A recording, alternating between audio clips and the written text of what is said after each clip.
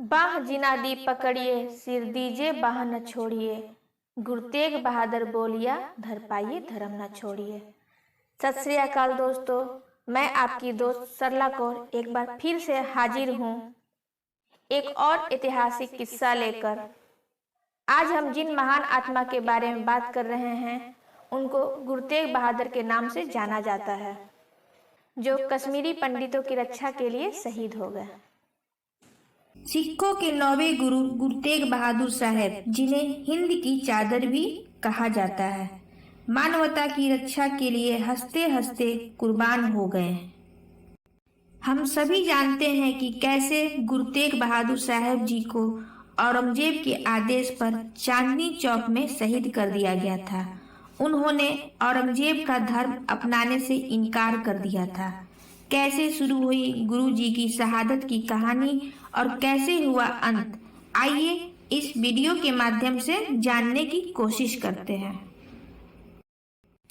पंजाब के अमृतसर में जन्मे गुरु तेग बहादुर जी के बचपन का नाम त्यागमल था। उनके पिता का नाम गुरु हरगोविंद साहब जी था। बाल अवस्था से ही संत स्वरूप, गहन विचारवान, उदार चित्त वाले तेग बहादुर जी मात्र 14 साल की उम्र में बड़ी बहादुरी के साथ मुगलों के खिलाफ लड़े। इस युद्ध में जब वे अपने पिताजी के साथ उतरे तो उन्होंने अपने तलवार से कई करतब दिखाए। उनकी इस वीरता और बहादुरी से प्रसन्न होकर गुरु जी के पिता ने उनका नाम त्यागमल से तेग बहादुर रख दिया। इस दौरान उन्होंने गुरबाणी के साथ साथ धर्म ग्रंथों, शास्त्रों और घुड़सवारी की शिक्षा भी प्राप्त की। आगे चलकर उन्हें गुरुगद्दी सौंपी गई। विवाह के बाद उनके घर में एक बेटे ने जन्म लिया, जिन्हें बाला प्रीतम नाम दिया गया। अपने पिता और दादा की तरह ये भी बहादुर थे। इस कारण बहादुरी को देखते हुए इनका नाम भी बदलकर गुरु गोविंद सिंह रख दिया गया। इतिहासकारों के अनुसार औरंगजेब किसी भी धर्म को अपने से ऊपर नहीं देखना चाहता था। वे अक्सर अपने दरबार में एक विद्वान पंडित को बुलवाया करता था, जो उसे गीता का श्लोक पढ़कर सुनाया करता था। लेकिन पंडित बीच बीच में कुछ श्लोक को छोड़ दिया करता था। वह जो श्लोक छोड़ता था उसमें हिंदू धर्म की महानता के बारे में लिखा था। चूंकि औरंगजेब किसी धर्म को अपने से बढ़कर नहीं देखना चाहता था, इसलिए पंडित वह श्लोक छोड़ दिया करता था। एक दिन पंडित बीमार हो गया।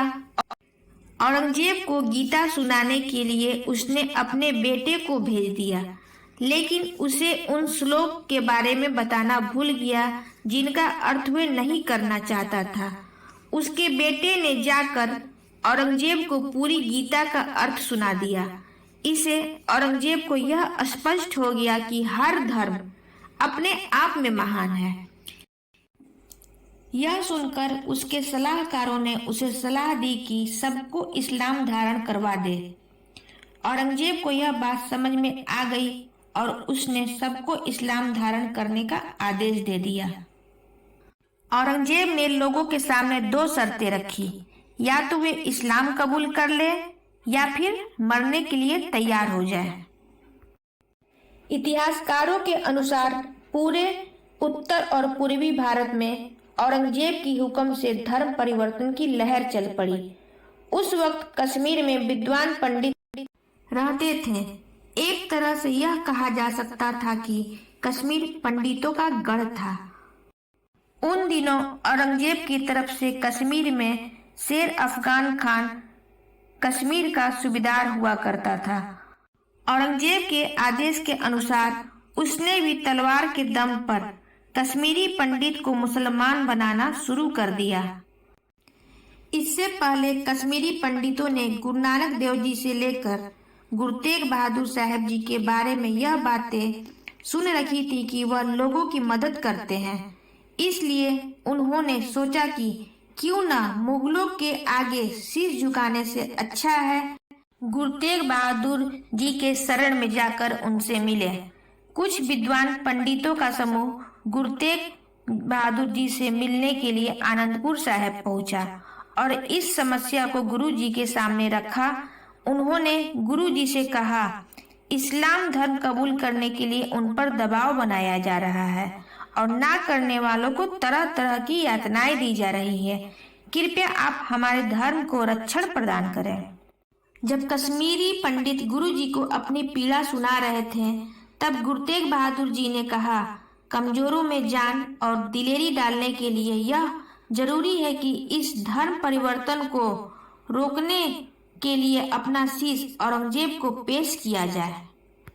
यह सब बातें पास खड़े 8 वर्षीय गोविंद सिंह जी सुन रहे थे। वह पिताजी के कुर्बानी वाली बात को सुनकर जरा भी नहीं घबराए और उनके इस फैसले का समर्थन किया। यह सुनकर गुरु तेग बहादुर ने पंडितों से कहा कि जाकर औरंगजेब से कह दो, अगर गुरु तेग बहादुर ने इस्लाम धारण कर लिया तो हम भी कर लेंगे। अगर तुम उनसे इस्लाम धारण नहीं करवा पाए तो हम भी इस्लाम धारण नहीं करेंगे। गुरु जी का जवाब औरंगजेब तक पहुंचा दिया गया और उसने इस बात को स्वीकार कर लिया।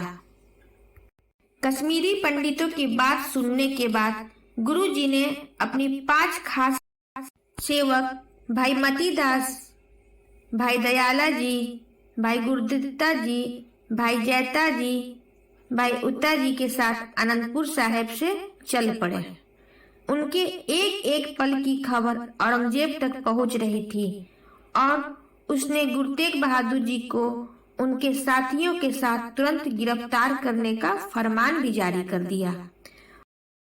औरंगजेब ने कहा, उन्हें मुसलमान बनाने के लिए यातनाएं शुरू कर दिया जाए। औरंगजेब के आदेश पर 5 सिखों सहित गुरु जी को कैद करके दिल्ली लाया गया। औरंगजेब की हकामों ने गुरु तेग बहादुर जी को मुसलमान बनाने के लिए कई तरह के लालच दिए और भयानक मौत देने की बात कहकर डराने की कोशिश भी की। पर गुरु तेग बहादुर साहब जी के दिमाग में सिर्फ एक ही बात थी कि अपना शीश कलम करके कश्मीरी पंडित को बचाया जाए। जब गुरु जी ने धर्म परिवर्तन करने से इनकार कर दिया तो उन्होंने दूसरा हुक्म जारी कर दिया कि गुरु तेग बहादुर का कत्ल कर दिया जाए।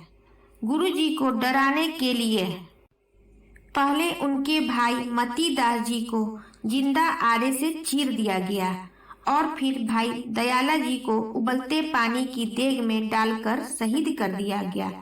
इस जुल्म के बाद भी गुरु जी घबराए नहीं और अंत में 11 नवंबर 1675 ईस्वी को गुरु जी को चांदनी चौक में शहीद कर दिया गया।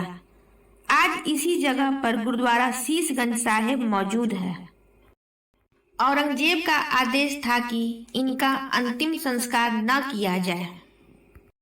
हालांकि सिपाहियों की आंखों में धूल झोंककर भाई जैता जी इनके शीश को उठाकर घोड़े पर सवार होकर आनंदपुर साहिब की तरफ रवाना हो गए। गुरु जी का शीश गायब हुआ देख सिपाही ने उनके धड़ के पास पहरा लगा दिया। ऐसे में लखी नाम के एक व्यापारी ने गुरु जी के धड़ को उठाकर अपने गांव रकाबगंज ले गया। वहां ले जाने पर उसने गुरु जी के धड़ को अपने घर में रखकर अपने पूरे घर को आग लगा दी। इस तरह गुरु जी का अंतिम संस्कार किया गया।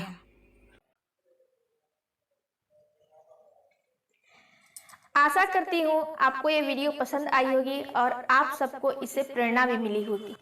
ऐसे ही अन्य वीडियोज के लिए आप हमारे चैनल मल्टीपर्पस नॉलेज विद सरला के साथ बने रहिए और हमारे इस चैनल को लाइक करिए, सब्सक्राइब करिए और शेयर करिए और अपने सुझाव हमें कमेंट बॉक्स में जरूर दीजिए। बोले सो निहाल, सत श्री अकाल।